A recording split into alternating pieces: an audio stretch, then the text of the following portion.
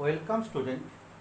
আজ দেখো তোমাদের একটা নতুন দিক শুরু করছি, জৈব রসায়ন অর্গানিক কেমিস্ট্রি, যেটা তোমরা ক্লাস 11-এ পড়ে এসছো। তোমরা পড়ে এসছো জৈব রসায়ন খুব ইজি ব্যাপার যদি জৈব রসায়নের সংস্পর্শে থাকা যায়। এক্ষেত্রে দেখো জৈব রসায়নের ক্ষেত্রে একটা মজার জিনিস হচ্ছে এই জৈব রসায়নটা তোমাদের কাছে খুব সহজ হয়ে যাবে যদি তোমরা রোজকার পড়াটা রোজ করে যাও আর সমীকরণগুলো একটু লিখে প্র্যাকটিস করো। তাহলে এই জায়গাটা খুব সহজ হয় এবং তোমাদের কাছে খুব স্কোরিং হয়, অর্থাৎ সহজে তোমরা এখান থেকে নাম্বার পেতে পারো। তোমরা 11-এ এই ঘটনাটা দেখেছো বা এই কথা তোমাদের 11-এও বলা হয়েছে। তো এখন দেখো শুরু করছি তোমাদের 12 পার্টের জৈব রসায়ন হ্যালো হাইড্রোকার্বন, অর্থাৎ হ্যালো অ্যালকেন এবং হ্যালো অ্যারিন। এই হ্যালো হাইড্রোকার্বন বা হ্যালো অ্যালকেন বা হ্যালো অ্যারিন কাকে বলবো? যখন কোনো হাইড্রোকার্বনের সেটা কি হতে পারে, অ্যালকেন হতে পারে বা অ্যালিফেটিক যৌগ হতে পারে বা অ্যারোমেটিক যৌগ হতে পারে, অর্থাৎ অ্যারিন যৌগ হতে পারে। এর এক বা একাধিক হাইড্রোজেন পরমাণু হ্যালোজেন দ্বারা প্রতিস্থাপিত হয়ে যে যৌগ উৎপন্ন করে তাকে আমরা বলবো তোমার কি আছে, হ্যালো হাইড্রোকার্বন। এটা যদি অ্যালকেনের ক্ষেত্রে হয় তাহলে বলবো হ্যালো অ্যালকেন, আর অ্যারিন বা অ্যারোমেটিক যৌগের ক্ষেত্রে হলে তাকে বলবো হ্যালো অ্যারিন। তাহলে এখানে দেখো হ্যালো অ্যালকেন বা হ্যালো অ্যারিন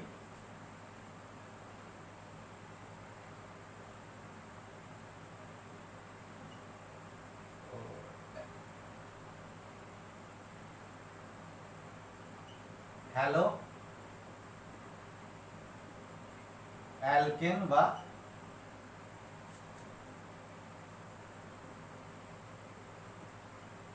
হ্যালো অ্যারিন কাদের বলবো?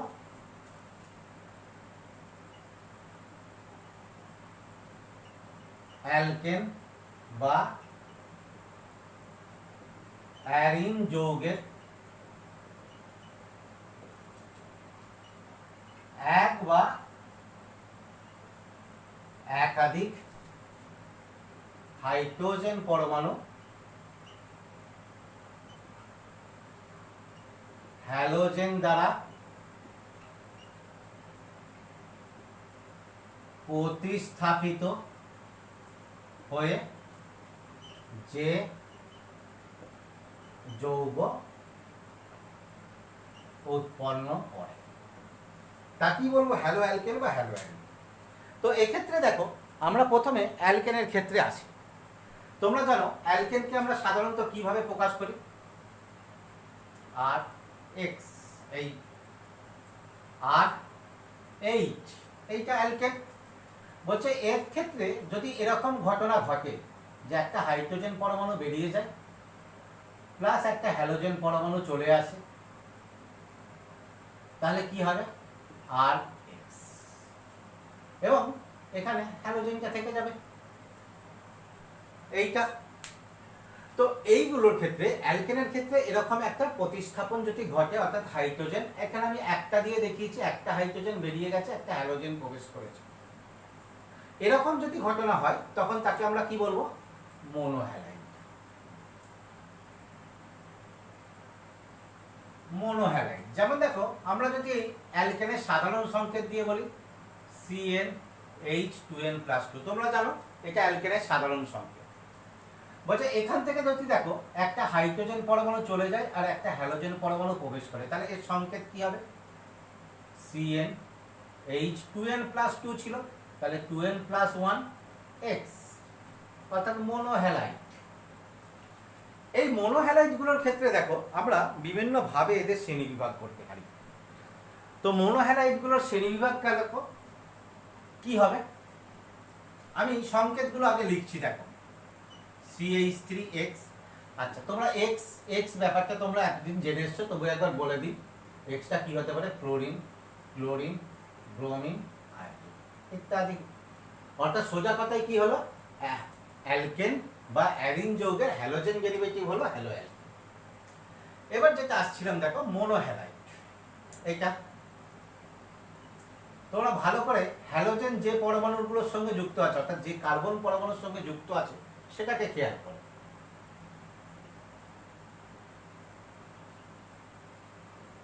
CH3,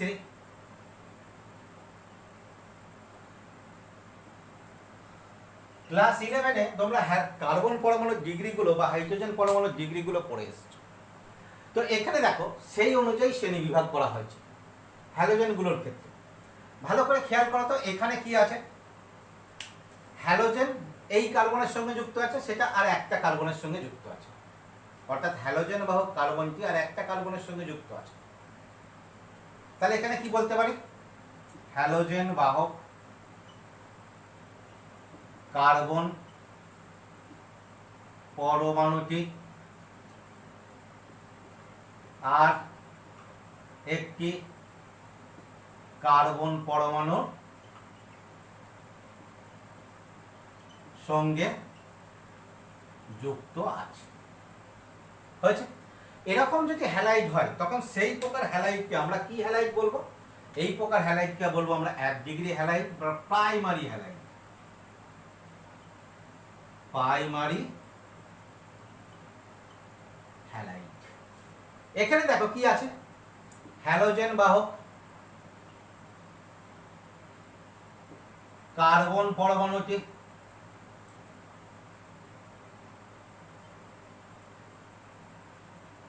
আরো কটা, দুটি কার্বন পরমাণুর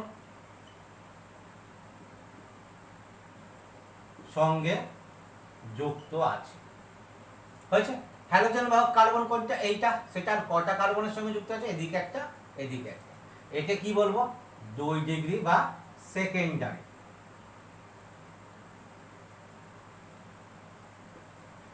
এখানে দেখো হ্যালোজেন বাহক কার্বন পরমাণু কত? আরো 3টি। ভালো করে খেয়াল করে দেখো, হ্যালোজেন বাহক কার্বন আর 3টি কার্বনের সঙ্গে যুক্ত আছে, আরো 3টি কার্বন পরমাণুর সঙ্গে যুক্ত আছে। তাহলে একে কি বলবো? 3 ডিগ্রি বা টারসিয়ারি। হয়েছে? তাহলে তোমরা কি দেখলে ভালো করে দেখো, হ্যালোজেন বাহক কার্বন যদি আর একটা কার্বনের সঙ্গে যুক্ত থাকে তাহলে তাকে বলবো 1 ডিগ্রি বা প্রাইমারি। হ্যালোজেন বাহক কার্বন যদি আরো দুটো কার্বনের সঙ্গে যুক্ত থাকে তাকে বলবো 2 ডিগ্রি বা সেকেন্ডারি। হ্যালোজেন বাহক কার্বনটি যদি 3টে কার্বনের সঙ্গে যুক্ত থাকে তাহলে বলবো 3 ডিগ্রি বা টারসিয়ারি। অন্যভাবেও বলতে পারো, হ্যালোজেন বাহক কার্বনটা 3 ডিগ্রি কার্বনের সঙ্গে যুক্ত থাকলে টারসিয়ারি, 2 ডিগ্রি কার্বনের সঙ্গে যুক্ত থাকলে সেকেন্ডারি, 1 ডিগ্রি কার্বনের সঙ্গে যুক্ত থাকলে প্রাইমারি। এবার আসছি দেখো এইটার ক্ষেত্রে কি, এইটাকে হ্যালোজেন বাহক কার্বনটার সঙ্গে অন্য কেউ যুক্ত নয়, একে সরাসরি বলে দেওয়া হয় হয় মিথাইল হ্যালাইড, মিথাইল, বা একে অনেক ক্ষেত্রে দেখবে 0 ডিগ্রি হ্যালাইডও বলা হয়। তোমরা এটা 11-এ পড়ে এসছো, এই মূলকটার ক্ষেত্রে আমরা সরাসরি মিথাইল মূলক বা 0 ডিগ্রি মূলক বলে এসেছি। তাহলে এই গেল প্রাইমারি, সেকেন্ডারি, টারসিয়ারি হ্যালাইড।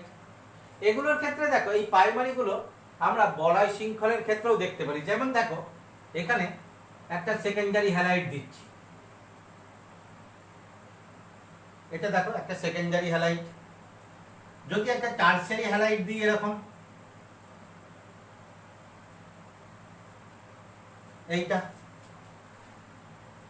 যেখানে হ্যালোজেন গুলো বলয়ের সঙ্গে যুক্ত আছে, এটা 2 ডিগ্রি, এটা 3 ডিগ্রি। খেয়াল করবে বলয়ের সঙ্গে যুক্ত থাকলে হ্যালোজেন পরমাণু কখনো প্রাইমারি হ্যালাইড হবে না, কারণ বলয়ের কার্বন পরমাণু সর্বদা হয় সেকেন্ডারি অথবা টারসিয়ারি হবে। তাহলে এই গেল দেখো তোমাদের হ্যালোজেন পরমাণুর ভিত্তিতে হ্যালাইডগুলোর শ্রেণী। হ্যালোজেন পরমাণুর ভিত্তিতে নয়, বলছি কার্বন পরমাণুর ভিত্তিতে হ্যালাইডগুলির শ্রেণী বিভাগ। এরপরে আসছি দেখো অসম্পৃক্ত হ্যালাইড। অবশ্যই আমরা মনোহ্যালাইড নিয়ে এখন আলোচনা করছি। তাহলে অসম্পৃক্ত হাইড্রোকার্বন সংকেত কি? CN H2N। তোমরা জানো এটা অসম্পৃক্ত হাইড্রোকার্বনের সংকেত। এর যদি একটা হাইড্রোজেন পরমাণু বেরিয়ে যায়, হ্যালোজেন পরমাণু প্রবেশ করে, তাহলে কি হবে? CN, H2N ছিল, তাহলে একটা হাইড্রোজেন বেরিয়ে গেছে 2N-1। এর ক্ষেত্রে দেখো যেমন সহজ এবং তোমাদের যেটা আছে অ্যালাইলিক হ্যালাইড। অ্যালাইলিক হ্যালাইড আগে উদাহরণটা দেওয়া যায়। দেখো উদাহরণটা দেখো,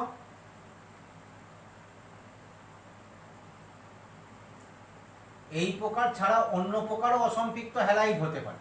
এইটা দেখো, যৌগটার বৈশিষ্ট্য কি? হ্যালোজেন যে কার্বনের সঙ্গে যুক্ত আছে সেটা কি? sp3।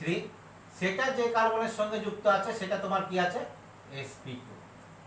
অর্থাৎ দেখো এর ক্ষেত্রে একটা এরকম ইউনিট থাকবে, CC ডবল বন্ধন C, এটা সম্পৃক্ত হাইড্রোকার্বন, এই ইউনিটটা থাকবে। তাহলে কাকে বলবো? অর্থাৎ হ্যালোজেন বাহক কার্বন পরমাণুটি একটি sp2 কার্বন বা বলতে পারি CC ডবল বন্ধন সঙ্গে যুক্ত থাকবে। কি আছে দেখো, হ্যালোজেন বাহক কার্বনটি একটা sp2 কার্বন বা কার্বন কার্বন ডবল বন্ধন যুক্ত একটা ইউনিটের সঙ্গে যুক্ত থাকে। অর্থাৎ তোমরা জানো এই পজিশনটাকে আমরা কি বলি? Allylic position. তাহলে সেরকম থাকলে বলবো তাকে ক্ষেত্রে অ্যালাইলিক হ্যালাইড। এর ক্ষেত্রে দেখো আরো কয়েকটা উদাহরণ দিই অ্যালাইলিক হ্যালাইডের ক্ষেত্রে। ধরো এইটা দিলাম C, তোমরা পার্থক্যটা খেয়াল করবে কি দেয়া হচ্ছে। এইটা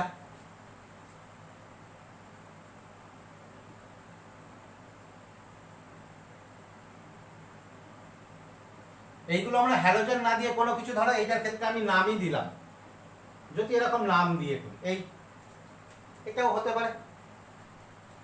এবার খেয়াল করো তো, এই যে তিনটে উদাহরণ দিয়েছি, এই তিনটে উদাহরণে তোমরা কি দেখতে পাচ্ছ? হ্যালোজেন বাহকটা 1 ডিগ্রি কার্বনের সঙ্গে যুক্ত আছে, তাহলে 1 ডিগ্রি অ্যালাইলিক হ্যালাইড, এটা 2 ডিগ্রি কার্বন, তাহলে 2 ডিগ্রি অ্যালাইলিক হ্যালাইড, এটা 3 ডিগ্রি কার্বন। দেখ ও এখানে একটা CH3 হবে, 3 ডিগ্রি অ্যালাইলিক হ্যালাইড। এগুলোর নামকরণ তোমরা সহজেই করে দিতে পারবে, 1 2 3 4। তাহলে কি হবে? 3 ক্লোরো, 3 মিথাইল,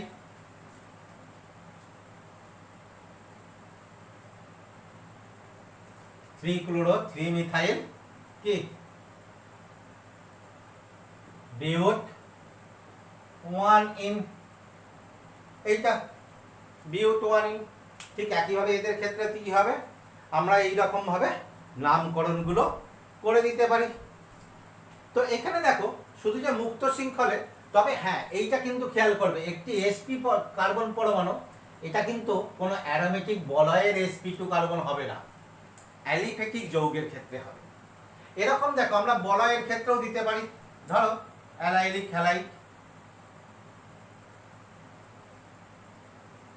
ক্লোরাইড, এটা একটা অ্যালাইলিক হ্যালাইড, বা ধরো এরকম এই একটা অ্যালাইলিক হ্যালাইড ইত্যাদি বিভিন্ন প্রকারের আমরা অ্যালাইলিক হ্যালাইডের উদাহরণ দিতে পারি। বা ধরো আগের মতো যেরকম দিয়েছিলাম মিথাইল ক্লোরিন, এটা একটা অ্যালাইলিক হ্যালাইড ইত্যাদি অ্যালাইলিক হ্যালাইডের উদাহরণ হয়েছে। আচ্ছা, যদি একটা নামকরণ করি, এটার ক্ষেত্রে নামকরণ করি, তাহলে তোমার কি হবে দেখো, 1 2 3 4 5 6, তাহলে কি হবে? 3 ক্লোরো, 3 মিথাইল হেক্সিন,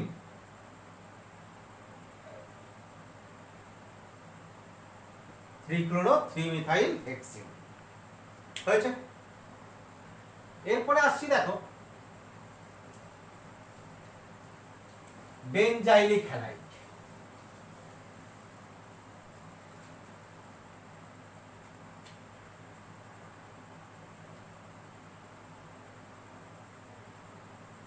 বেঞ্জাইলিক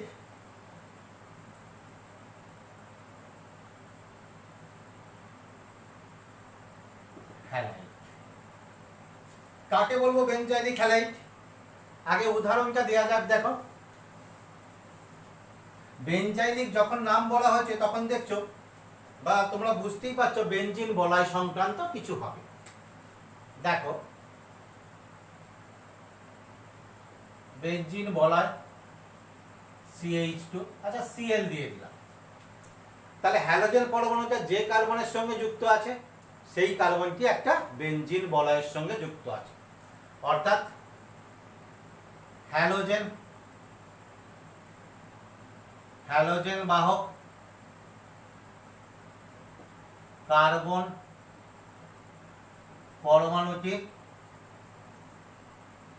বেঞ্জিন বলয়ের সঙ্গে যুক্ত। এটা বেঞ্জাইলিক ক্লোরাইড।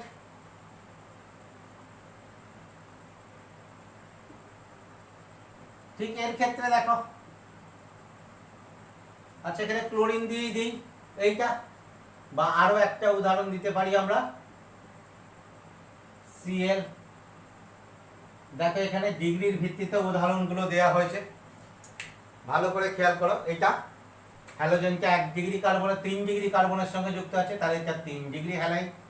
2 ডিগ্রির সঙ্গে যুক্ত আছে 2 ডিগ্রি হ্যালাইড। 1 ডিগ্রির সঙ্গে যুক্ত আছে অর্থাৎ 1 ডিগ্রি হ্যালাইড। এটা বেঞ্জাইল ক্লোরাইড। এটার ক্ষেত্রে তোমার কি হবে? Alpha phenyl,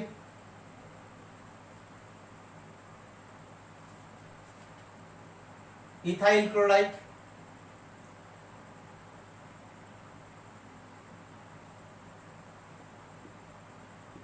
alpha phenyl. ঠিক একইভাবে ওটা alpha phenyl, alpha methyl, ethyl chloride ইত্যাদি হবে। তাহলে এইগুলো হচ্ছে তোমার একটা বেঞ্জাইলিক ক্লোরাইডের উদাহরণ। এরপরে দেখো একটা আসছি অন্য একটা উদাহরণে, যেখানে আমরা সরাসরি অসম্পৃক্ত হ্যালাইড দেখব, ভিনাইল হ্যালাইড।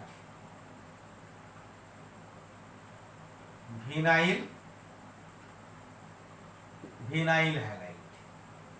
আগে উদাহরণটা দেখো, CH2 CHCl, ভিনাইল ক্লোরাইড।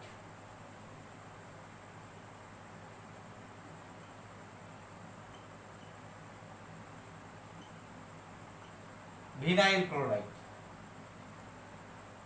কাকে বলছি এখানে দেখো, তাহলে এখানে হ্যালোজেন পরমাণু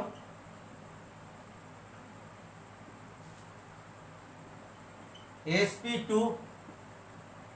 কার্বনের সঙ্গে যুক্ত হয়েছে, বা এই ভিনাইল ইউনিটের সঙ্গে যুক্ত। এরকম আরো হতে পারে,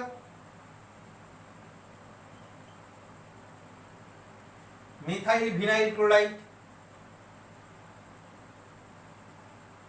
এইটা অবশ্যই এখানে sp2 কার্বন অ্যালিফ্যাটিক যৌগের।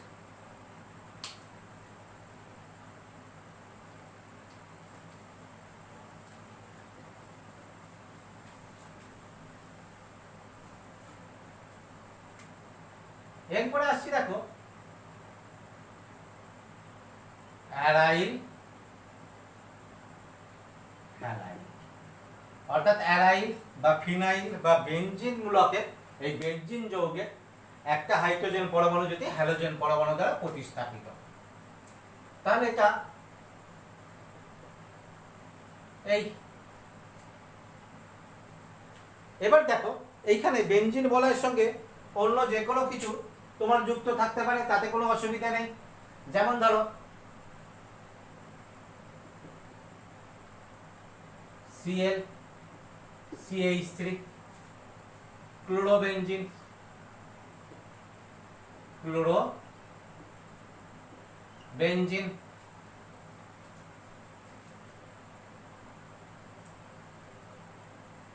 পি ক্লোরো,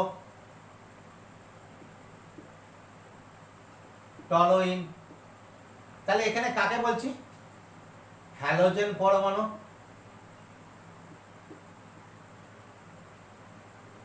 বেনজিন বলয়ে যুক্ত হয়েছে। তাহলে এইখানে দেখো হ্যালোজেন পরমাণু কোন কার্বনের সঙ্গে যুক্ত আছে তার উপর ভিত্তি করে আমরা বিভিন্ন মনোহ্যালাইডগুলোর শ্রেণীবিন্যাস করলাম। আচ্ছা দেখো এইখানে যে উদাহরণগুলো দেয়া হয়েছে এইগুলোকে আমরা কি বলতে পারি? Aromatic halide. অ্যারোমেটিক হ্যালাইড হয়েছে। তাহলে এটা অ্যারোমেটিক হ্যালাইড হলো। বলছে দেখো এটা অ্যারোমেটিক হ্যালাইড কেন? কারণ অ্যারোমেটিক বলয় আছে। আচ্ছা তোমরা অ্যারোমেটিক বলয়যুক্ত হ্যালাইড আগেও আমরা উদাহরণ দিয়েছি, CH2Cl, বেনজাইলিক ক্লোরাইড। তাহলে এটা কি অ্যারোমেটিক হবে? এটা অ্যারোমেটিক নয়। কেন? কারণ হ্যালোজেন পরমাণুটা কি আছে? অ্যারোমেটিক বলয়ের সঙ্গে যুক্ত না। তাহলে এখানটা একটু মন দিয়ে খেয়াল করো, আমরা অ্যারোমেটিক বলয় থাকলেই তাকে অ্যারোমেটিক হ্যালাইড বলতে পারবো না, বা তাকে অ্যারোমেটিক হ্যালাইড শ্রেণীর মধ্যে সে পড়ছে না। কে পড়ছে? যদি হ্যালোজেন পরমাণুটা অ্যারোমেটিক বলয়ের সঙ্গে যুক্ত থাকে তাহলে সেটা হবে তোমার কি আছে? Aromatic halide. আর যদি হ্যালোজেন পরমাণুটা অ্যারোমেটিক বলয়ের কোনো শাখা শৃঙ্খলের সঙ্গে যুক্ত থাকে তাহলে সেটা অ্যালিফেটিক শ্রেণীর মধ্যেই পড়বে। হয়েছে? তাহলে এই দেখো এই গেল আমাদের মনোহ্যালাইড। এবার যদি আমরা একটু ডাইহ্যালাইড গুলোর দিকে নজর দিই, দেখ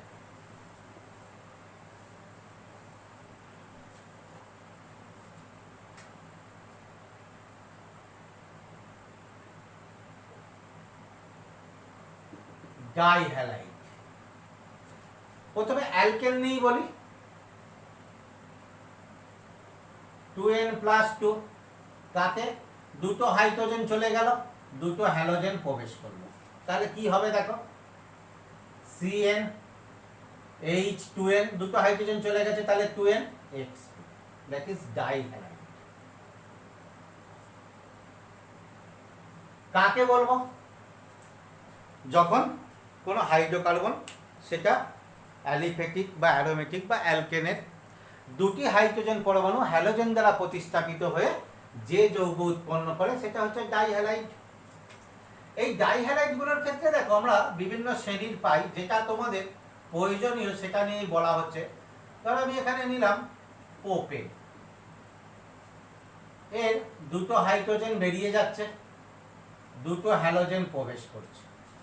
দেখো তো ধীরে ধীরে আমি করছি, এর যদি এখান থেকেই দুটো হাইড্রোজেন প্রতিস্থাপিত হয়ে এখানে দুটো হ্যালোজেন পরমাণু প্রবেশ করে, অর্থাৎ CH3, CH2, CH, আচ্ছা হ্যালোজেন বি, সাধারণ সংকেত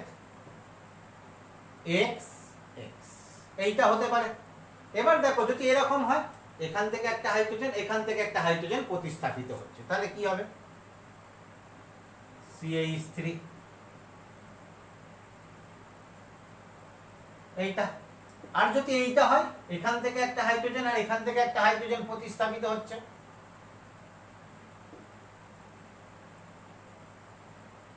এই। তাহলে দেখো এই তিনটে যৌগ পাবো।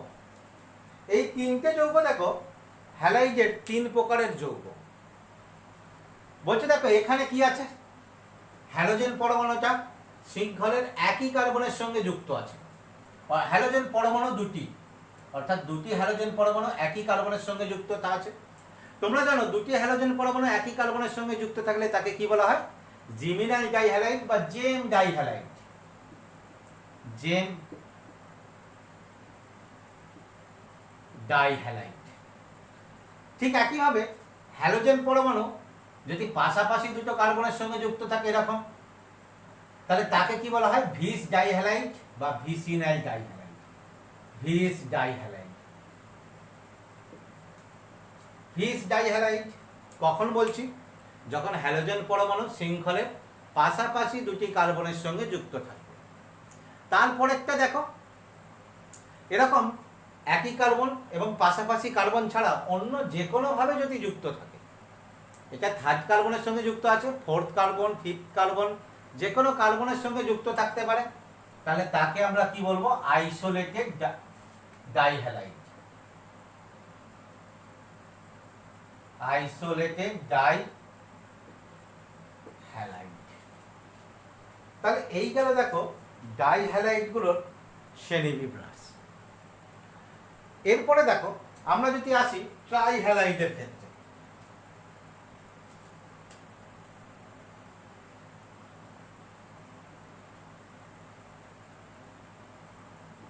ট্রাইহ্যালাইড, তাহলে কার ক্ষেত্রে বলবো ট্রাইহ্যালাইড? অর্থাৎ অ্যালকেনের 3টি হাইড্রোজেন পরমাণু যদি হ্যালোজেন পরমাণু দ্বারা প্রতিস্থাপিত হয়ে যে যৌগ উৎপন্ন করবে তাকে আমরা বলবো ট্রাইহ্যালাইড।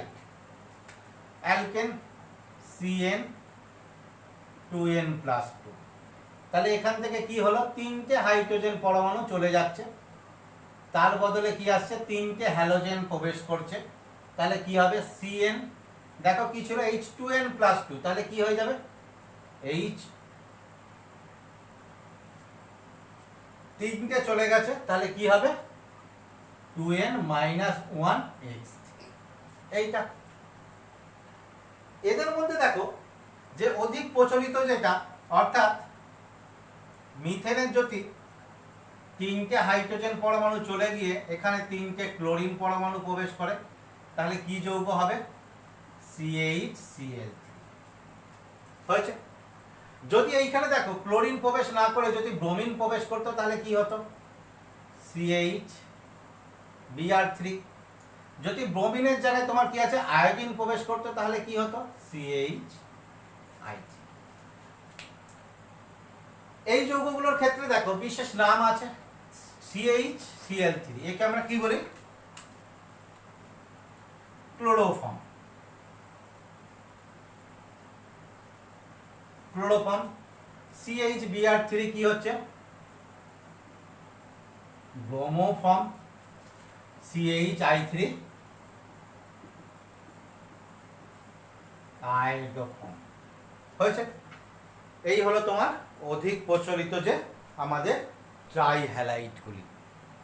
তাহলে দেখো এখানে আমরা হ্যালোজেন পরমাণুর সংখ্যার ভিত্তিতে হ্যালাইডগুলোর শ্রেণীবিন্যাস এবং তাদের প্রকারভেদ ও আগে আমরা শিখেছি কার্বন পরমাণুর প্রকৃতির উপর ভিত্তি করে হ্যালাইডগুলির শ্রেণীবিভাগ। তাহলে হ্যালাইডগুলির শ্রেণীবিভাগ সম্পর্কে আমরা জানলাম। এরপর আমরা আসছি দেখো হ্যালাইডের প্রস্তুতি। কোথা থেকে? অ্যালকোহল থেকে। বলছে দেখো এই অ্যালকোহল থেকে হ্যালাইড প্রস্তুতি হচ্ছে সব থেকে সুবিধাজনক পদ্ধতি এবং এই প্রক্রিয়ায় সাধারণত আমরা অনেক বিশুদ্ধ এবং সহজেই হ্যালাইড প্রস্তুত করতে পারি। তা অ্যালকোহল থেকে দেখো আমরা কিভাবে হ্যালাইড পেতে পারি? অ্যালকোহলের সাধারণ সংকেত কি? RH। কিভাবে পেতে পারি? যদি হ্যালোজেন অ্যাসিডের সঙ্গে বিক্রিয়া করে তাহলে কি হবে? প্রতিস্থাপন বিক্রিয়া, দেখো OH বেরিয়ে যাবে, হ্যালোজেন প্রবেশ করবে, অর্থাৎ RH+ জল। এইটা। এছাড়া আর আমরা কিভাবে করতে পারি? দেখো আচ্ছা, তার আগে একটা জিনিস বলে দিই, এই প্রক্রিয়া আমরা কোন কোন হ্যালাইড প্রস্তুত করব? সাধারণত ক্লোরাইড প্রস্তুত করব, ব্রোমাইড প্রস্তুত করব এবং আয়োডাইড প্রস্তুত করব। এই প্রক্রিয়ায় আমরা ফ্লোরিন প্রস্তুত করতে পারবো না। এছাড়া দেখো PCl5 এর সঙ্গে যদি করাই তাহলে কি হবে? RCl। বাকি যৌগ আমরা আসছি পরে। যদি PCl3 এর সঙ্গে বিক্রিয়া করাই তাহলে RCl। এইখানে দেখো টাইহ্যালাইড, ফসফরাস পেন্টাহ্যালাইডের সঙ্গেও পাবো, ফসফরাস টাইহ্যালাইড থেকেও পাবো। এই টাইহ্যালাইড যখন ব্যবহার করব সেখানে আমরা RBrও প্রস্তুত করতে পারবো, RIও প্রস্তুত করতে পারবো। এছাড়া দেখো সালফিউরিল ক্লোরাইড SOCl, RCl প্রস্তুত করতে পারবো। তাহলে প্রথম আসছি আমরা দেখো HX দ্বারা, অর্থাৎ হ্যালোজেন অ্যাসিড দ্বারা বা অ্যালকোহলের সঙ্গে হ্যালোজেন অ্যাসিডের বিক্রিয়া ঘটিয়ে। আগেই বললাম দেখো অ্যালকোহল OH, এর মধ্যে যদি হ্যালোজেন অ্যাসিড যোগ করি দেখো তাহলে কি হবে, X এইখানে এই OH অর্থাৎ অ্যালকোহলের OH এবং হ্যালোজেনের অ্যাসিড এরা বিক্রিয়া করে কি হয়ে যাবে, জল হয়ে যাবে। এই আর এই হ্যালোজেন পরমাণুটি কি হবে, আর এর সঙ্গে যুক্ত হয়ে যাবে, যুক্ত হয়ে গিয়ে RH, অর্থাৎ হ্যালোজেন পরমাণু দ্বারা OH এর প্রতিস্থাপন। এই বিক্রিয়াটা নিউক্লিওফিলিক সাবস্টিটিউশন। নিউক্লিওফিলিক সাবস্টিটিউশন হয়েছে। বিক্রিয়াটার ক্ষেত্রে দেখো আমরা এখানে একটা অনুঘটক ব্যবহার করি। কি অনুঘটক ব্যবহার করি, আচ্ছা এখানে আমরা আগে ক্লোরাইড প্রস্তুতি বলি, তারপরে অনুঘটকে আসছি। যদি আমরা ক্লোরাইড প্রস্তুত করতে চাই তাহলে কি করব, ROH প্লাস HCl অনুঘটক জিঙ্ক ক্লোরাইড, তাহলে কি হবে, এটা জল হয়ে যাবে, ক্লোরিন আর এর সঙ্গে যুক্ত হয়ে যাবে, অর্থাৎ অ্যালকিল ক্লোরাইড আর জল। এখানে দেখো অনুঘটক কি ব্যবহার করছে, এই অনুঘটক রূপে জিঙ্ক ক্লোরাইড, রিয়েজেন্ট রূপে কি হয় HCl বা কনসেন্ট্রেটেড HCl। এই বিকারকটাকে বলা হয় লুকাস রিয়েজেন্ট।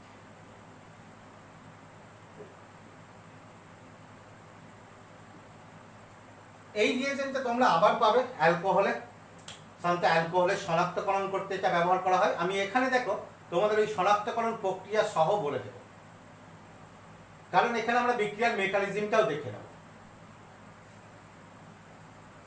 এইটা বলছি দেখো, এবার আমরা যদি বিক্রিয়ার মেকানিজমটা দেখি কি ঘটে।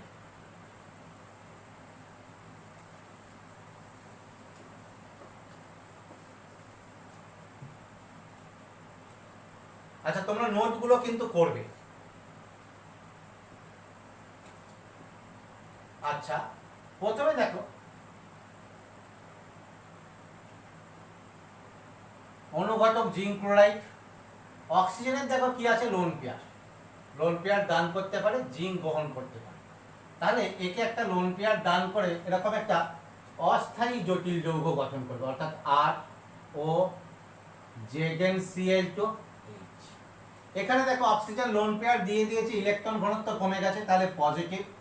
জিঙ্ক ইলেকট্রন ঘনত্ব পেয়েছে, তাহলে জিঙ্ক নেগেটিভ।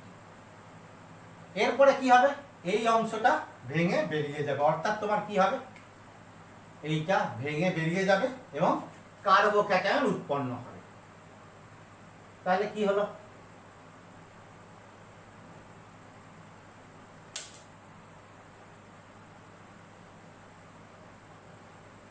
আর প্লাস, তাহলে জেডেন, দেখো জেডেন এর কাছে কে এসে গেছে, OH টা এসে গেছে, এই OH, তাহলে ZnOH Cl2 যেমন ছিল। তাহলে এই বিক্রিয়ার ক্ষেত্রে দেখো কার্বোক্যাটায়নের ফরমেশন ঘটেছে। এই ধাপটা হয় খুব স্লো স্টেপ, ফলে এইটাই তোমার হার নির্ধারক ধাপ বা RJ ধাপ হয়েছে। এরপরে দেখো তাহলে এইটাকে যদি আমরা 1 নম্বর স্টেপ বলতে পারি, এরপরে আসছি 2 নম্বর স্টেপটা।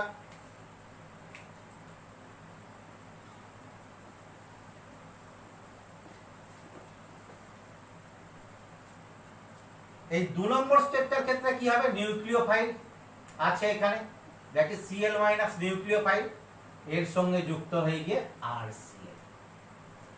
আগে এইখানে বলা যাক, দেখো এইটা দেখো হার নির্ধারক ধাপ, RD স্টেপ, এখানে তোমার কি উৎপন্ন হয়েছে, that is carbocation.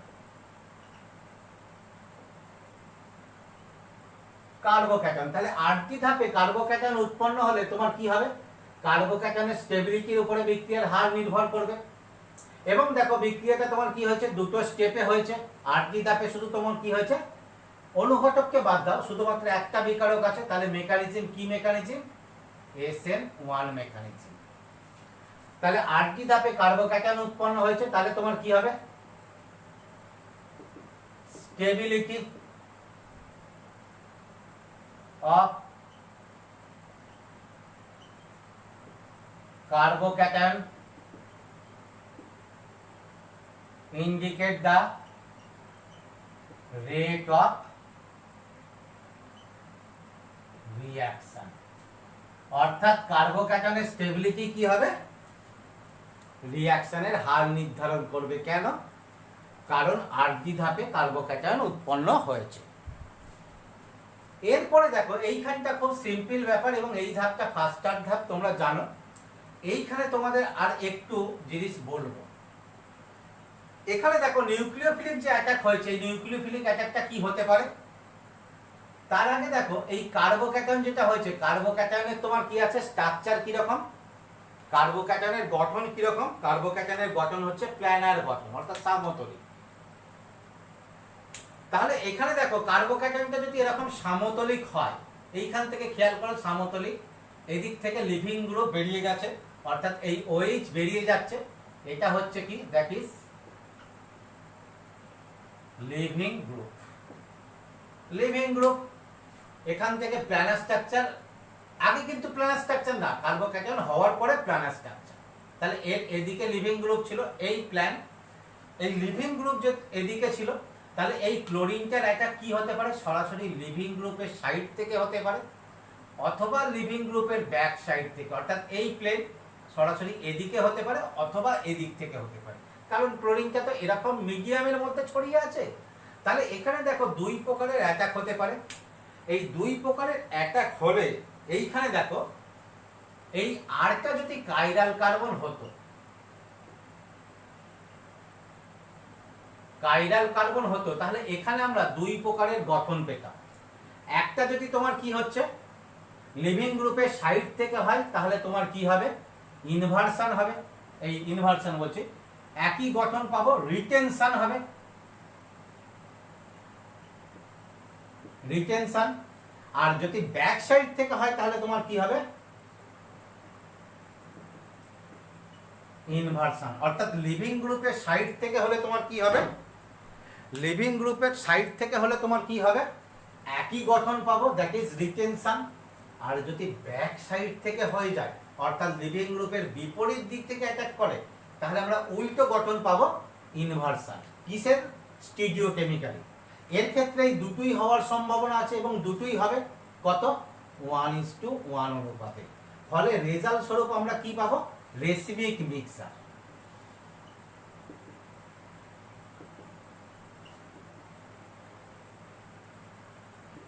Racemic mixer.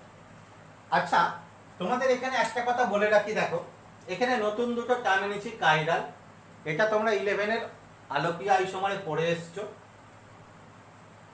আর দুটো টার্ম এনেছি, রিটেনশন, ইনভার্সন, যেটা SN1 এর স্টিরিওকেমিক্যালি আইডেন্টিফিকেশন হয়েছে।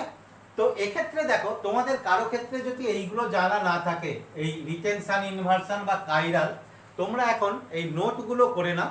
আমি অ্যালকিল হ্যালাইড প্রস্তুতির পরে তোমাদের SN1 বিক্রিয়া বা SN2 বিক্রিয়া যখন ডিটেলস আলোচনা করব, তখন এই রিটেনশন, ইনভার্সনকে তোমাদের কাছে খুব সহজ করে দেব। আর বলছি, কাইরালিটি সম্পর্কেও যদি কারো সমস্যা থাকে, তাহলে তাকে আরেকটু ওয়েট করতে হবে, ওই SN1 SN2-র পরে তোমাদের আলোকীয় আইসোমারটাও পড়িয়ে দেওয়া হবে, ঠিক আছে। ম্যাক্সিমাম ছেলেমেয়েই কি হচ্ছে, এই ব্যাপারগুলো 11-এ শিখে এসছো। যদি কারো অসুবিধা থেকে থাকে তাহলে তারা নোটগুলো করে রাখবে, আমরা এরপরে এইগুলোকে তোমাদের আরো ডিটেলস বুঝিয়ে দেওয়া হবে, ফলে তোমাদের কাছে ব্যাপারটা খুব ক্লিয়ার হয়ে যাবে। তো যখন বলা হলো দেখো, তখন এখানে বলে দিই একটু, এই সাবস্টিটিউশন রিঅ্যাকশনে এটা খুব ভালো করে মনে রাখবে, SN1 হলে কি হয়, রেসিমিক মিক্সার।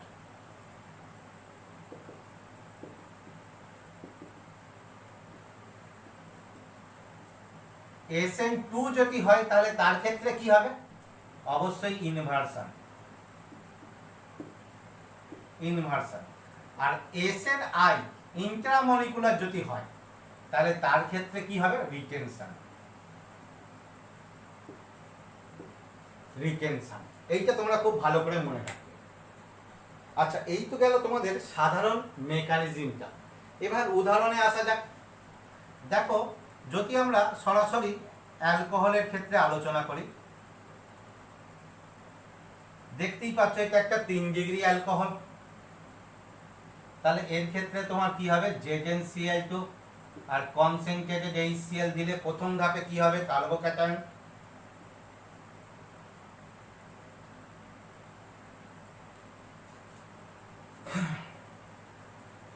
কার্বোক্যাটায়ন এর পরের ধাপে দেখো এই যে HCl কি হবে, HCl তো বিয়োজিত হয়ে H প্লাস Cl মাইনাস হয়ে আছে। ও এখানেও আমরা বলতে পারি এই যে Clটা এসছে কোথা থেকে, ওখানে যে মিডিয়ামে HCl নিয়েছিলাম সেটা বিয়োজিত হয়ে H মাইনাস Cl, এই H প্লাস Cl মাইনাস আছে।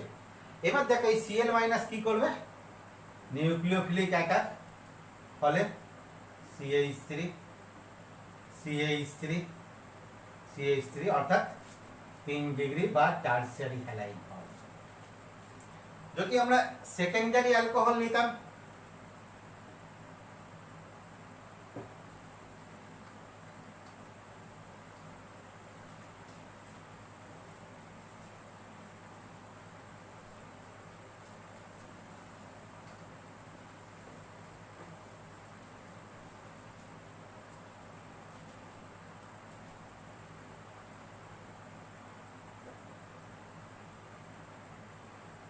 Secondary alcohol concentrated HCl, zinc chloride, প্রথমে কার্বোক্যাটায়ন এক ফার্স্ট স্টেপে,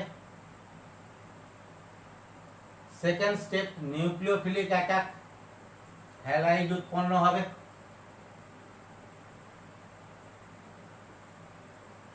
2-ফ্লোরোপ্রোপেন।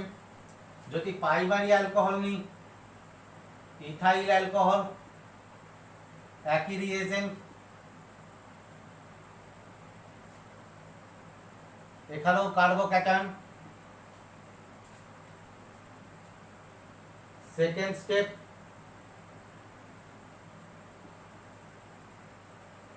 Ethyl chloride.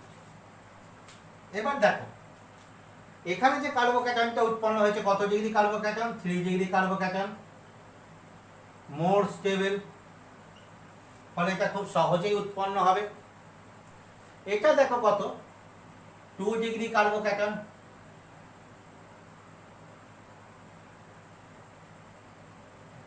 2 ডিগ্রি কার্বোক্যাটায়ন অপেক্ষাকৃত লেস স্টেবল, 3 ডিগ্রি অপেক্ষা লেস স্টেবল। এটা 1 ডিগ্রি কার্বোক্যাটায়ন। বলছে 1 ডিগ্রি কার্বোক্যাটায়নের স্থায়িত্ব কম, সেই জন্য এই 1 ডিগ্রি কার্বোক্যাটায়ন সাধারণভাবে গঠন হয় না, সাধারণভাবে গঠন হয় না। তাহলে যদি সাধারণভাবে গঠন না হয় তাহলে এই বিক্রিয়াটাই আমরা তোমার এই অ্যালকিল হ্যালাইড পাবো কি করে। বলছে এই সাধারণভাবে গঠন হয় না মানে কখন, রুম টেম্পারেচারে, রুম টেম্পারেচারে গঠন হয় না। এই বিক্রিয়ায় যদি আমরা তাপ প্রয়োগ করি তাহলে 1 ডিগ্রি কার্বোক্যাটায়ন গঠন হবে এবং প্রাইমারি হ্যালাইড পাবো। এই গেল হ্যালাইড প্রস্তুতি। এই প্রাইমারি সেকেন্ডারি থেকে এই প্রক্রিয়ায় হ্যালাইড প্রস্তুতিটার ক্ষেত্রে একে আমরা বলি গ্রোভার্স প্রসেস।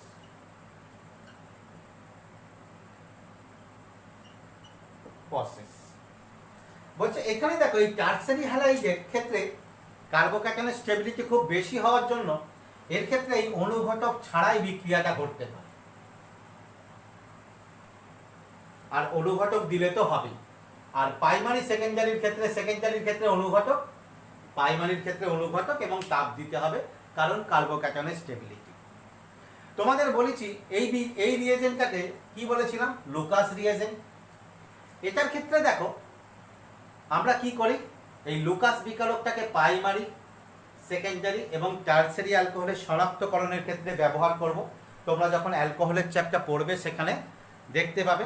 তবে তোমাদের যখন এখানে হচ্ছে একটু বলে দিই, বলছে এই অ্যালকোহল যখন এই রিয়েজেন্ট অর্থাৎ লুকাস বিকারকের সঙ্গে বিক্রিয়া করে ক্লোরাইড উৎপন্ন করবে, একটা অদক্ষেপ পড়বে, ফলে দ্রবণটা অস্বচ্ছ হয়ে যাবে,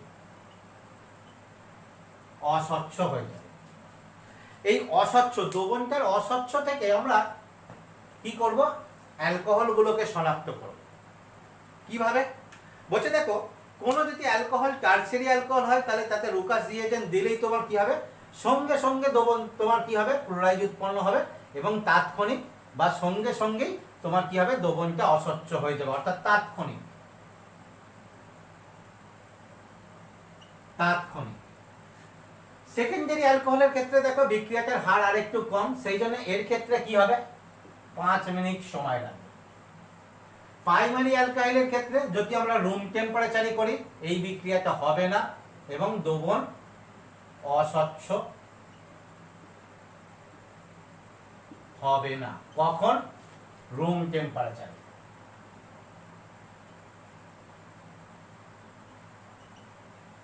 রুম টেম্পারেচারে এর ক্ষেত্রে দ্রবণ অস্বচ্ছ হবে না। তাহলে কোনো একটা অ্যালকোহল তাকে লুকাস রিয়েজেন্ট দিলাম, সেটা যদি সঙ্গে সঙ্গে অস্বচ্ছ হয়ে যায় তাহলে সেটা টারসিয়ারি অ্যালকোহল। যদি 5 মিনিট পরে দ্রবণটা অস্বচ্ছ হয় বা অদক্ষিপ্ত পড়ে তাহলে সেকেন্ডারি অ্যালকোহল। আর রুম টেম্পারেচারে যদি অস্বচ্ছ না হয় তাহলে সেটা হবে তোমাদের কি হচ্ছে প্রাইমারি অ্যালকোহল। কারণ তোমরা দেখলে প্রাইমারি অ্যালকোহলের ক্ষেত্রে সাধারণ তাপমাত্রায় বিক্রিয়াটা ঘটে না, এক্ষেত্রে তাপ প্রয়োগ করতে হয়। তাহলে দেখো এই গেল ক্লোরাইড প্রস্তুতি। অ্যালকোহল থেকে এই রিয়েজেন্ট বা অ্যালকিল হ্যালাইড প্রস্তুতি, এই অ্যালকিল হ্যালাইড বলছি হ্যালোজেন অ্যাসিড ব্যবহার করে। এছাড়া আচ্ছা এই প্রক্রিয়ায় যে কার্বোক্যাটায়ন উৎপন্ন হচ্ছে, আমরা একটা অন্য বিক্রিয়া দেখো, অন্য বিক্রিয়া দ্বারা দেখো যে সত্যি এই প্রক্রিয়ায় কার্বোক্যাটায়ন উৎপন্ন হচ্ছে কিনা। আমরা এখানে নিয়েছি দেখো নিওপেন্টাইল অ্যালকোহল। এটা কত ডিগ্রি অ্যালকোহল? 1 degree alcohol. তাহলে এখানে যদি দেখো লুকাস রিয়েজেন্ট দিই, ZnCl2 দিই, তাহলে কি হবে?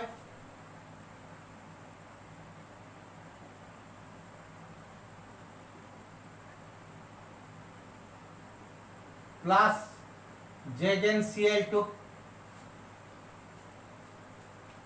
এবার তোমার কি হবে?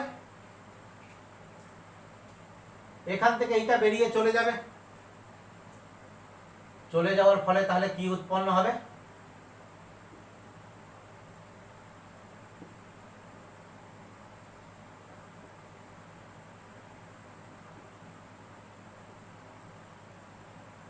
এই মাইনাস এইটা, এইটা দেখো কত 1 ডিগ্রি কার্বোক্যাটায়ন। তাহলে 1 ডিগ্রি কার্বোক্যাটায়ন উৎপন্ন হচ্ছে, তোমরা জানো এটা হচ্ছে তোমার কি হচ্ছে RD স্টেট। এরপরে তোমার কি হবে? এই RD স্টেপে 1 ডিগ্রি কার্বোক্যাটায়ন উৎপন্ন হয়েছে। হ্যাঁ, এখান থেকে কিছুটা ক্লোরাইড আমরা পাবো, অর্থাৎ Cl মাইনাস এই জায়গায় গিয়ে অ্যাটাক করবে, সামান্য মাত্রায় আমরা ক্লোরাইড পাবো। কিন্তু এটা হবে কি মাইনর প্রোডাক্ট। এরপরে দেখো যেটা ইন্টারেস্টিং ঘটনা ঘটবে, তোমার কি হচ্ছে এখান থেকে এটা 1 ডিগ্রি কার্বন, এখান থেকে এই যে মিথাইল মূলকটা, এই মিথাইল মূলকটা এখানে চলে যায়। ফলে মিথাইল মূলকটা যদি এখানে চলে যায় তাহলে কি উৎপন্ন হচ্ছে দেখো, CH3C, CH3 এটা ছিল CH2, তার সঙ্গে মিথাইল যুক্ত হয়েছে তাহলে CH3, এখান থেকে চলে গেছে তাহলে এখানে পজিটিভ। তাহলে এখানে দেখো কি উৎপন্ন হয়েছে 3 ডিগ্রি কার্বোক্যাটায়ন। কি দ্বারা? কি দ্বারা হয়েছে? CH3 মাইনাস, অর্থাৎ মিথাইল কার্বোয়ানায়ন শিফট। কেন এই শিফটটা হয়েছে? To get more stability, to get more stability, অর্থাৎ অধিক স্থায়িত্ব পাওয়ার জন্য তোমার কি হয়েছে খেয়াল করো, অধিক স্থায়িত্ব পাওয়ার জন্য 1 ডিগ্রি কার্বোক্যাটায়নটা 3 ডিগ্রি কার্বোক্যাটায়নে কনভার্ট হয়েছে।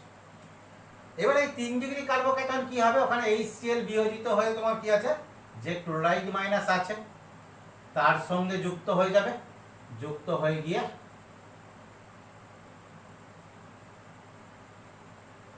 এখান থেকে দিয়ে দিই, যুক্ত হয়ে গিয়ে তোমার অ্যালকিল ক্লোরাইড উৎপন্ন করবে। এইটা তাহলে কি যৌগ উৎপন্ন হলো? এটা হচ্ছে তোমার মেজর।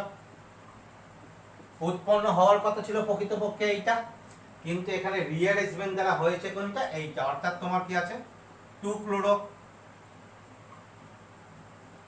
2 methyl butane.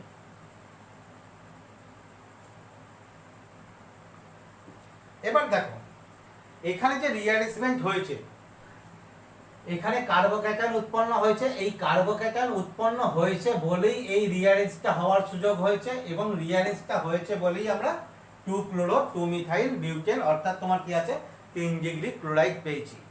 যদি এই বিক্রিয়ার ক্ষেত্রে তোমাদের রিঅ্যারেঞ্জমেন্টটা না হতো বা কার্বোক্যাটায়ন উৎপন্ন না হতো, তাহলে এখানে এই রিঅ্যারেঞ্জ হওয়ার সুযোগটা থাকতো না, ফলে আমরা 3 ডিগ্রি হ্যালাইড পেতাম না, আমরা কেবলমাত্র 1 ডিগ্রি হ্যালাইড পেতাম। যেহেতু এখানে 3 ডিগ্রি হ্যালাইড পেয়েছি, তাহলে আমরা সহজেই বলতে পারি যে এখানে কার্বোক্যাটায়ন গঠন হয়েছে। আচ্ছা, তোমাদের এইটাকে একটু বলে দিই, এই যে এইটা উৎপন্ন হলো অনুঘটকটা, যেটা অস্থায়ী জটিল যৌগ OH Cl, ওটার কি হবে? ওটা কি হবে দেখো, আগেই বলেছি HCl বিয়োজিত হয়ে তোমার কি হবে H plus Cl minus, Cl minus এখানে নিউক্লিওফাইল থেকে ব্যবহার হয়েছে, আর যে H প্লাস ছিল সেই H প্লাস কি হবে, এর সঙ্গে বিক্রিয়া করবে, বিক্রিয়া করে OH H যুক্ত হয়ে কি হবে জল, আর জিঙ্ক ক্লোরাইড কি হবে পূর্বের অবস্থায় ফিরে আসবে।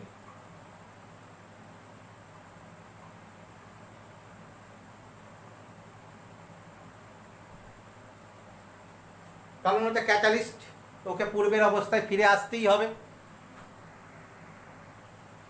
এরপরে আসছি দেখো এরকম একটা বলয়াকার যৌগে, এর ক্ষেত্রে যদি আমরা HCl দিই, অর্থাৎ এটা একটা সেকেন্ডারি অ্যালকোহল, তাহলে কি যৌগ পাবো আমরা? অর্থাৎ ছিল দেখো এখানে 4 মেম্বার রিং, এখানে হয়েছে 5 মেম্বার রিং, অর্থাৎ রিং এক্সপানশন ঘটেছে। তাহলে যখন রিং এক্সপানশন ঘটেছে, এর ক্ষেত্রে দেখো যদি আমরা মেকানিজমটা খেয়াল করি, তাহলে মেকানিজমটার ক্ষেত্রে দেখো কি হবে, HCl বিয়োজিত হয়ে H প্লাস Cl মাইনাস হবে, তাহলে এখানে এই H প্লাস এর সঙ্গে যুক্ত হবে, যুক্ত হয়ে ব্যাড লিভিং গ্রুপ OH কে গুড লিভিং গ্রুপ ওয়াটার মলিকুলে কনভার্ট করবে। এরপরে দেখো এই ওয়াটার মলিকুল কি হবে, বেরিয়ে যাবে, বেরিয়ে গিয়ে কার্বোক্যাটায়ন গঠন করবে।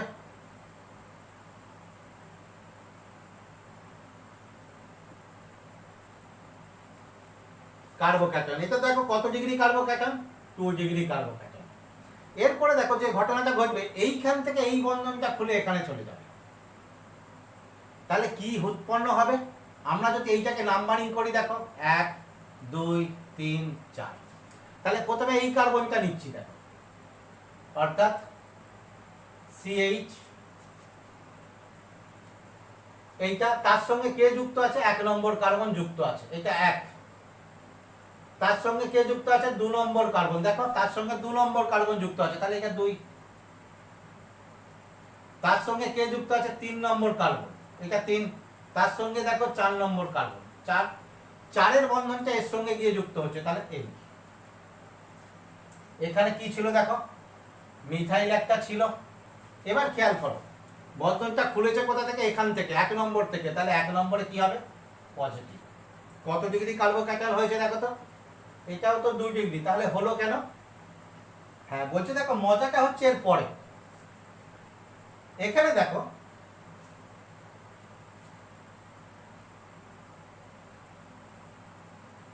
হাইড্রোজেনটা আছে, এই হাইড্রোজেন পরমাণুটা কি হবে এরপরে শিফট করবে, এই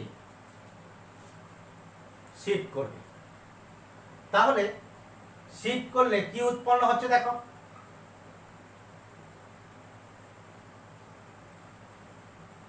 তাহলে এখান থেকে চলে গেছে এখানে পজিটিভ, এখানে মিথাইল, এই ক্লোরাইড মিডিয়ামে রয়েছে, বিক্রিয়া করবে,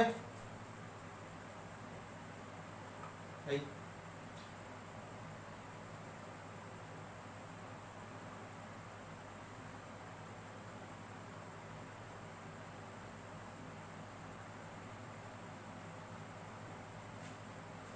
অর্থাৎ 1 ক্লোরো 1 মিথাইল সাইক্লোপেন্টেন।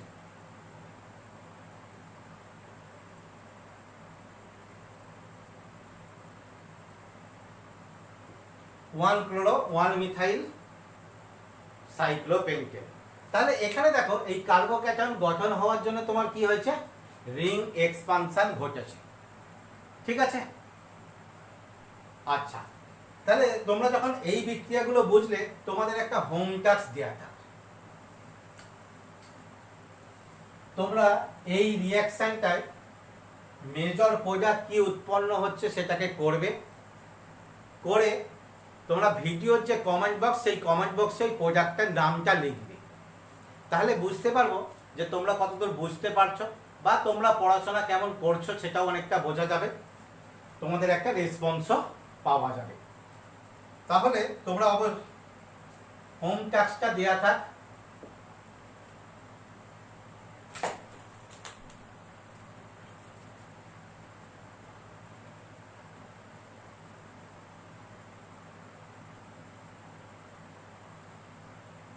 এর ক্ষেত্রে যদি আমরা HCl দিতাম ZnCl2, তাহলে কি হবে, মেজর প্রোডাক্ট। তাহলে মেজর প্রোডাক্ট এক্ষেত্রে আমরা কি পাবো, এই অ্যালকোহলের ক্ষেত্রে কি প্রোডাক্টটা পাবো সেটা তোমরা ভিডিওর কমেন্ট বক্সের মাধ্যমে লিখে জানাবে। প্রাথমিকভাবে যে রিঅ্যাকশনটা লিখেছিলাম ROH plus HX RH plus H2O, এখানে কি ছিল, এক্সটা কি ছিল, ক্লোরিন,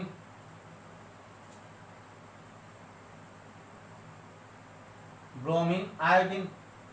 তাহলে ক্লোরিন, ব্রোমিন, আয়োডিন হলে আমরা ক্লোরিন তো HCl দ্বারা করেছি, ব্রোমিন করতে গেলে কি হবে, HBr নিতে হবে, আয়োডিন করতে গেলে কি হবে, HI নিতে হবে। বলছে এদের ক্ষেত্রে দেখো বিক্রিয়ার ক্রম কি হয়,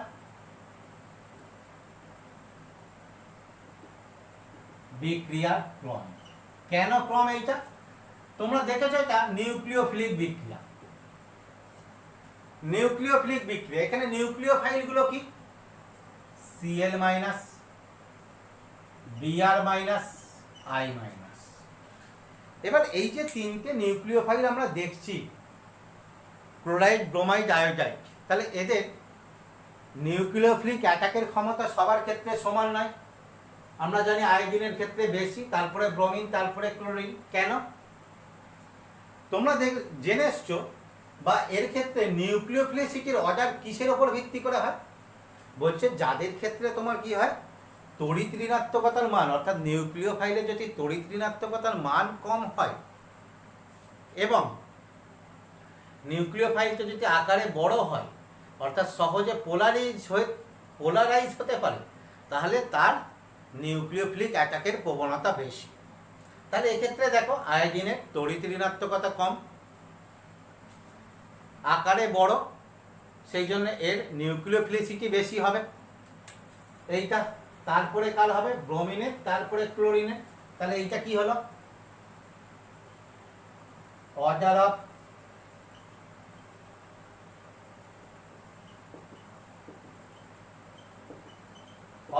নিউক্লিওফিলিসিটি।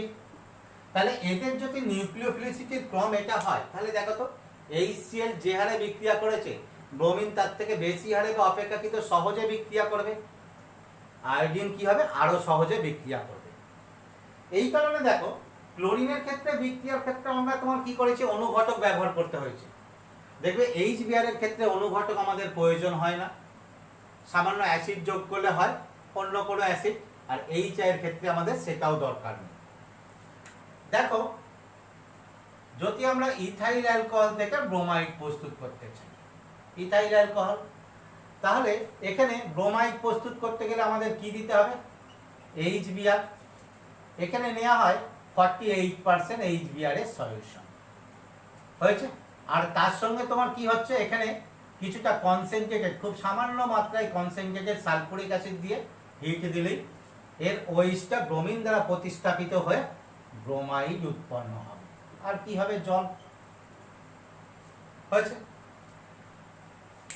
তাহলে এইটা HBr আর সামান্য মাত্রায় কনসেন্ট্রেটেড গাঢ় সালফুরিক অ্যাসিড সহ তাপ বা রিফ্রাক্স করলে ব্রোমাইড পাবো।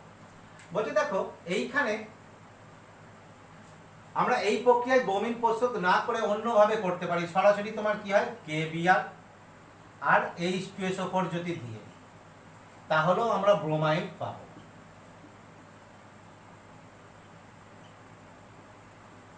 কেন? এই KBr H2SO4 বিক্রিয়া করে এখানে বিক্রিয়া মাধ্যমেই HBr উৎপন্ন করবে, সেই HBrটা রিঅ্যাকশন করবে। এক্ষেত্রে একটা জিনিস জেনে রাখো যে এই পদ্ধতিতে এই পদ্ধতিতে 2 ডিগ্রি 3 ডিগ্রি অ্যালকোহল থেকে 3 ডিগ্রি অ্যালকোহল থেকে ব্রোমাইড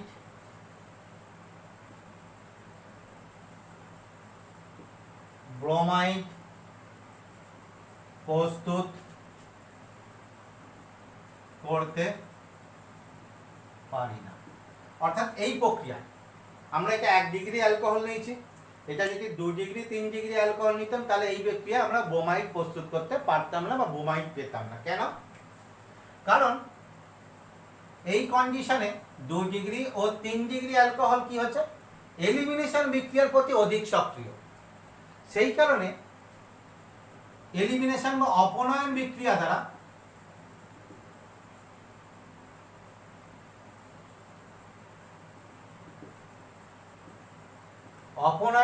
দ্বারা অ্যালকিন উৎপন্ন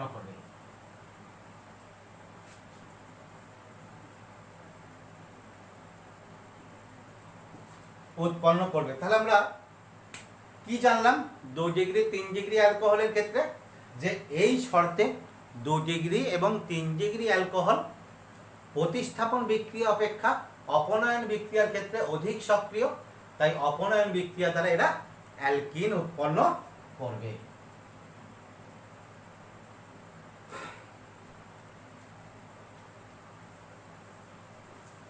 যদি আয়োডিন প্রস্তুত করতে চাই, তোমরা দেখলে আয়োডাইড আরো সহজে হবে। তাহলে ইথাইল অ্যালকোহলই নেওয়া যাক। বলছে এর ক্ষেত্রে দেখো HI দেওয়া হয় 57% HI আর রিফ্লাক্স তাপ, অন্য কোনো অ্যাসিডেরও প্রয়োজন হয় না। বিক্রিয়া করে তাহলে কি হবে, ইথাইল আয়োডাইড আর জল। ব্রোমাইডের মতো এর ক্ষেত্রেও তোমার কি হচ্ছে, আমরা KI আর ফসফরিক অ্যাসিড H3PO4 ব্যবহার করে আয়োডাইড প্রস্তুত করতে পারবো। কারণ এরাও তোমার কি হবে, বিক্রিয়া করে HI উৎপন্ন করবে। এবার এখানে দেখো যখন ব্রোমাইড প্রস্তুত করলাম তখন তোমার কি নিয়েছি, সালফরিক অ্যাসিড, আর যখন আয়োডাইড প্রস্তুত করেছি তখন তোমার নিয়েছি কি, ফসফরিক অ্যাসিড। বলছে এখানে দেখো H2SO4 ব্যবহার করা যায় না,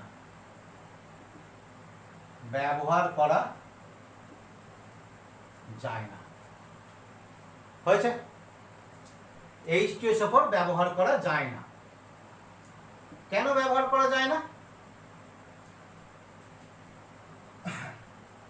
বলছে H2SO4 দেখো এ কি হয়, তীব্র জারক, আর এই HI হচ্ছে কি, HI বিজারক। ফলে H2SO4 HI এর সঙ্গে বিক্রিয়া করবে, করে তাকে আয়োডিনে জারিত করবে এবং নিজে বিজারিত হয়ে সালফার ডাইঅক্সাইড ও জল উৎপন্ন করবে।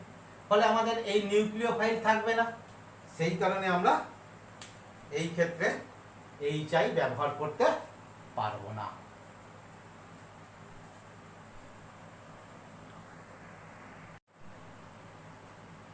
এরপরে আসছি দেখো PCl5 দ্বারা।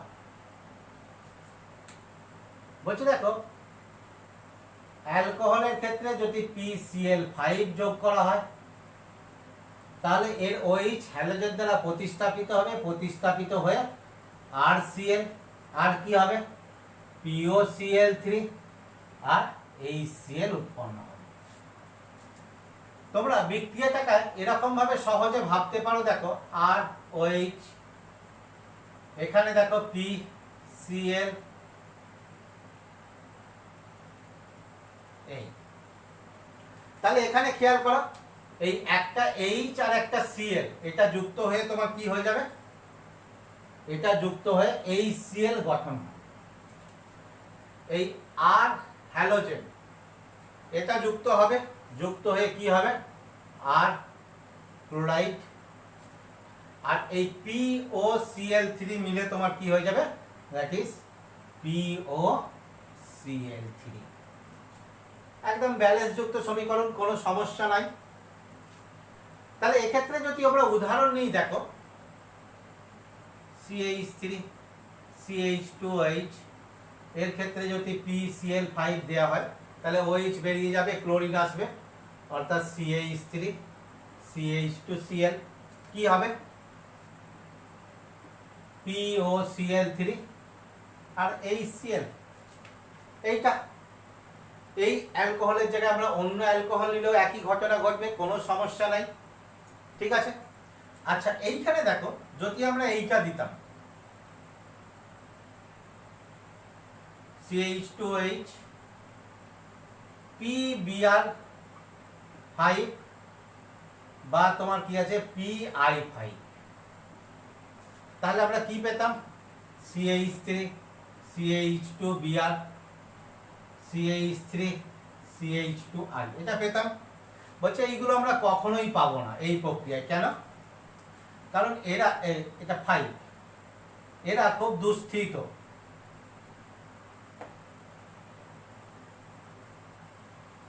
কারণ এই যৌগের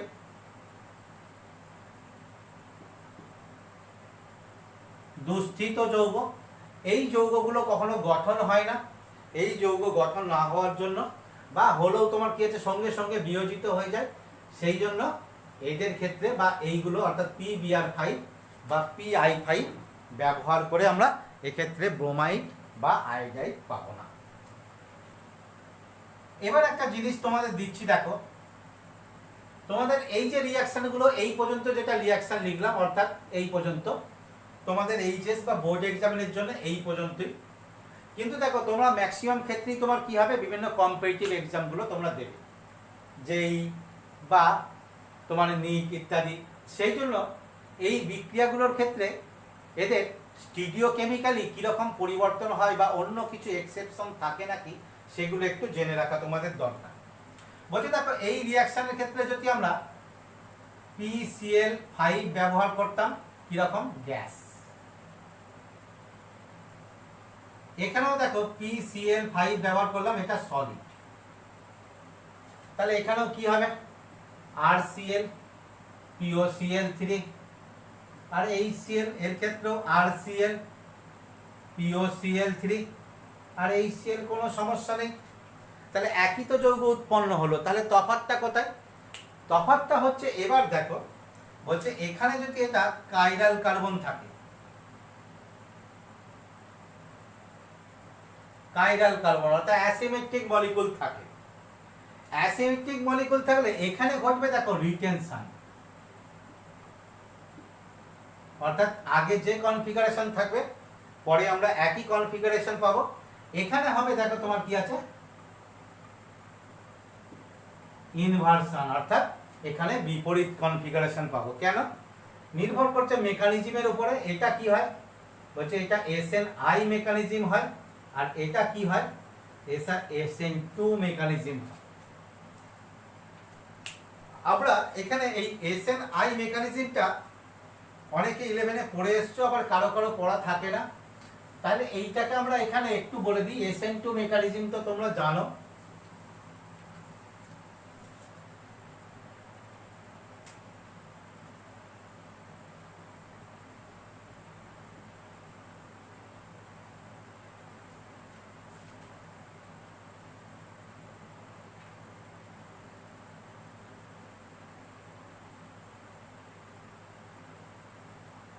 এই বলছে এখানে দেখো অক্সিজেনের লোন পেয়ার আছে, ফসফরাসের ভ্যাকেন্ট অরবিটাল, ফলে অক্সিজেন কি করবে, এর ভ্যাকেন্ট অরবিটালে একটা লোন পেয়ার দান করবে, যেই দান করবে এর একটা ক্লোরিন বেরিয়ে যাবে।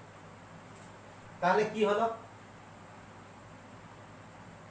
আর ও এখানে এইচটা দিলাম, এখানে ফসফরাস দেখো আগে ছিল কটা, 5টা ক্লোরিন, তাহলে এখন হয়ে গেল 4টে ক্লোরিন। একটা ক্লোরিন কি হয়েছে, এই বেরিয়ে গেছে। এখানে দেখো অক্সিজেন লোন পেয়ার দান করেছে, তাহলে এটা পজিটিভ। ফসফরাস গ্রহণ করেছে কিন্তু সেটা আবার ক্লোরিন নিয়ে বেরিয়ে গেছে, তাহলে ফসফরাসের আধানের কোনো পরিবর্তন হবে না। পরের স্টেপটাই দেখো, এইখানে এই ক্লোরিনটা কি করবে, এই H+ কে ধরে নেবে, অর্থাৎ H+ বেরিয়ে যাবে। তাহলে এখান থেকে কি হয়ে গেল, এখানে -HCl আর ও Cl4, এই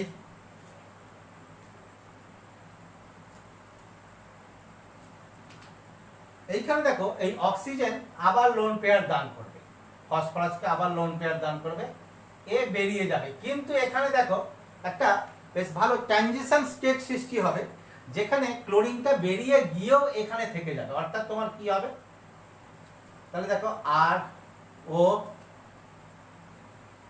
এখানে ফসফরাস, তাহলে এখানে লোন পেয়ার দিয়েছে। আচ্ছা এখানে দেখো ঠিক আছে, এখানে Cl, এই Cl 4টে ছিল, 3কে, এই Clটা কি হবে, ডট টু Cl-, এরকম একটা ট্রানজিশন স্টেট হবে, এটা পজিটিভ। এরপরে দেখো কি হচ্ছে, তাহলে এখানে অক্সিজেনের মাথায় পজিটিভ, এটা খুব অস্থায়ী, কারণ জানো অক্সিজেন তীব্র তড়িৎ ঋণাত্মক মৌল, পজিটিভ। এরপরে কি হবে, এই বন্ধনটা অর্থাৎ অক্সিজেন এই আরের দিক থেকে ইলেকট্রন টেনে নেবে, এই বন্ধনটা ভেঙে চলে আসবে, আর এইটা গিয়ে একে অ্যাটাক করবে। তাহলে দেখো এখানে নিউক্লিওফিলিক অ্যাটাক হচ্ছে,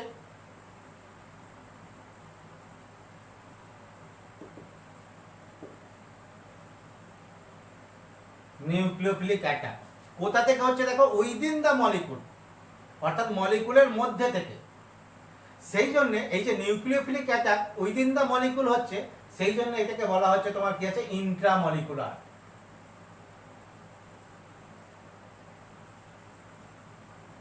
ইন্ট্রামলিকুলার, এই কারণে রিঅ্যাকশনটা কি হয়ে যাচ্ছে, SNI, অর্থাৎ ইন্ট্রামলিকুলার রিঅ্যাকশন। তোমাদের আগে লিখেছিলাম ইন্ট্রামলিকুলার রিঅ্যাকশনের ক্ষেত্রে কি হয়, সর্বদা তোমার কি আছে, লিভিং গ্রুপের সাইড থেকে অ্যাটাক হয়, ফলে এখানে তোমার কি আছে, দেখিস আমরা রিটেনশন কনফিগারেশন পাবো। অর্থাৎ এবার এখানে দেখো POCl3, POCl3, অর্থাৎ রিটেনশন আমরা, বা ঠিক আছে, রিটেনশন অফ কনফিগারেশন আমরা পাবো। আর যদি সলিড নিতাম, সেখানে সলিড দেখো এতে কিসের জন্য হয়, সলিডটা কিন্তু একটা বিশেষ ফর্মে থাকে। সলিড PCl3 কি হয়, PCl6- প্লাস আর 6- আর PCl4 প্লাস, এই আকারে থাকে। সেই জন্য এখানে SN2 মেকানিজম হয় এবং ইনভার্সন অফ কনফিগারেশন আমরা পাই। হয়েছে, তাহলে এই গেল PCl5 থেকে দ্বারা আমাদের অ্যালকোহল থেকে হ্যালোজেন প্রস্তুতি। এবার আসছি দেখো PCl3 দ্বারা বা ফসফরাস ট্রাইক্লোরাইড বা ট্রাইহ্যালাইড দ্বারা হ্যালাইড প্রস্তুতি অ্যালকোহল। বলছি দেখো অ্যালকোহল আর OH, এখানে যদি PCl3 দেওয়া হয় তাহলে বিক্রিয়া করবে, বিক্রিয়া করে কি হবে, একই বিক্রিয়া OH হ্যালোজেন দ্বারা প্রতিস্থাপিত হবে, অর্থাৎ RCl প্লাস H3। সমীকরণটার ব্যালেন্স দেখো 3, তার মানে এখানে তোমার কি হবে, 3 অণু, এই ব্যালেন্স সমীকরণ। তাহলে আমরা যদি উদাহরণ নিই, দেখো যদি ইথানলের সঙ্গে বিক্রিয়া ঘটাই, CH3 CH2 OH plus PCl3, এখানে 3 অণু, তাহলে বিক্রিয়া করে তোমার কি হবে, 3 অণু ইথাইল ক্লোরাইড আর H3 হয়েছে। এখানে দেখো বিক্রিয়াটাকে তোমরা এরকম সহজভাবে ভাবতে পারো, যেহেতু 3 অণু বিক্রিয়া করছে, অর্থাৎ তোমার কি হচ্ছে, আর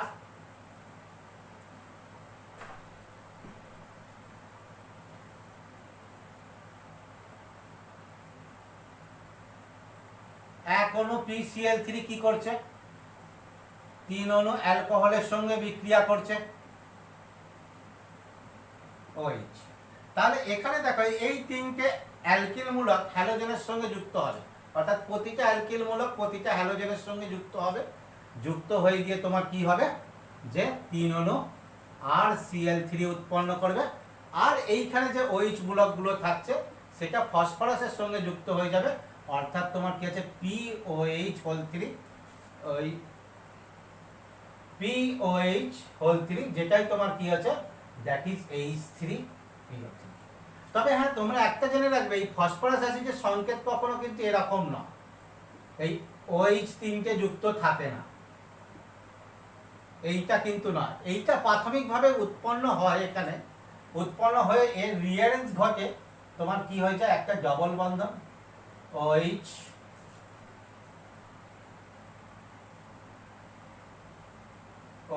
এবং হাইড্রোজেন, এই রূপ গঠন। যা তোমাদের এই গঠনের অত ঝামেলা দরকার নেই, তোমাদের এত কিছু এইগুলো এখন ইনঅর্গানিকের প্রবলেম ভাবতে হবে না। হ্যাঁ, তবে এইখানে দেখো একটা জিনিস মনে রাখবে, এই বিক্রিয়াটা হয় SN2 পাথে। আর জানো তোমরা SN2 পাথে বিক্রিয়া হলেই তোমার কি আছে, স্টিরিওকেমিক্যালি কি হবে, inversion of configuration.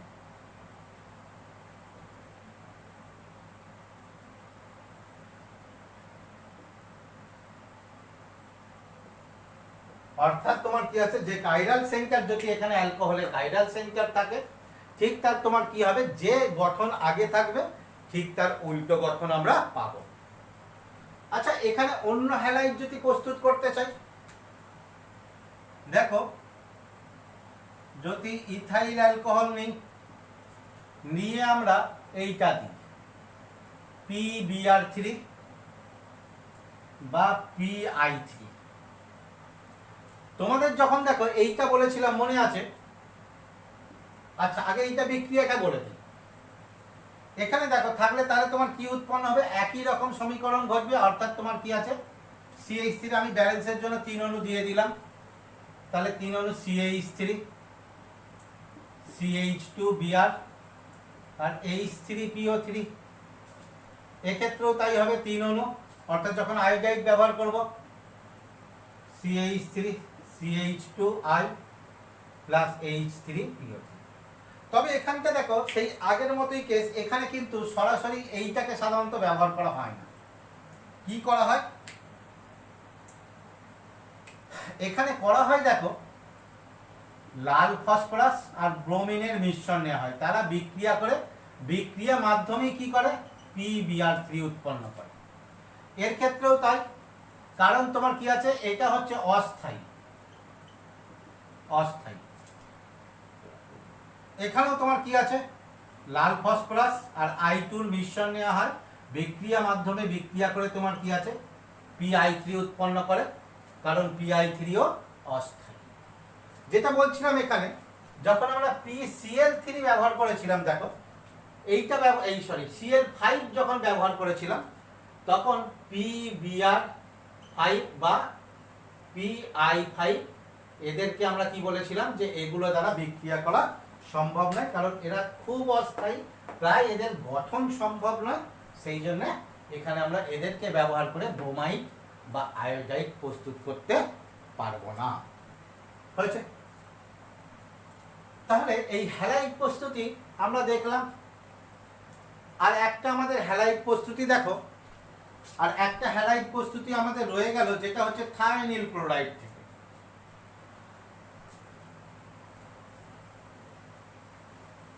Thionyl chloride থেকে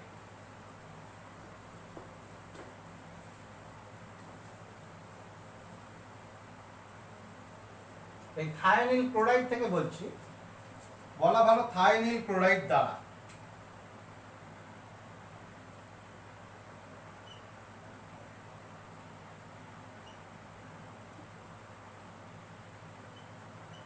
থায়োনিল ক্লোরাইড দ্বারা SOCl2।